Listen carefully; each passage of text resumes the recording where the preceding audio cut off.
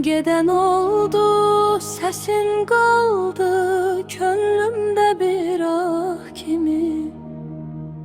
Yollar uzun, izler soldu kalbimde günah kimi.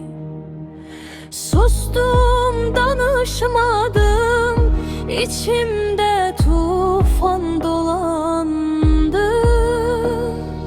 Bir şekil, bir hatire illerle beni yandırdı.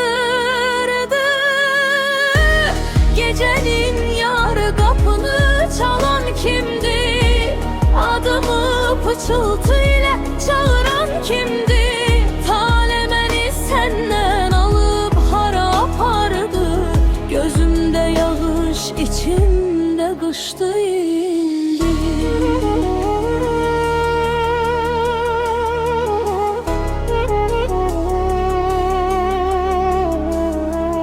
Sözler vardı demedikçe, taş olup sinemde.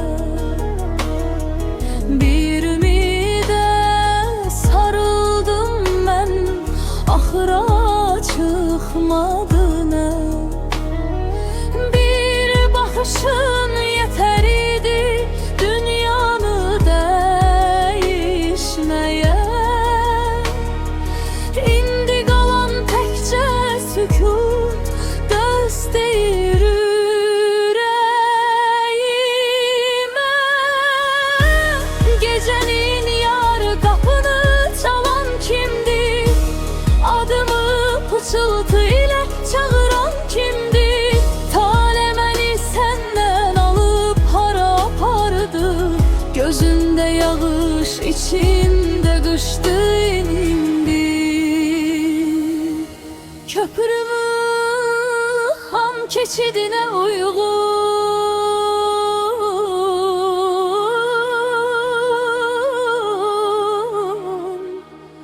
bir ah çektim, sema bele titredi.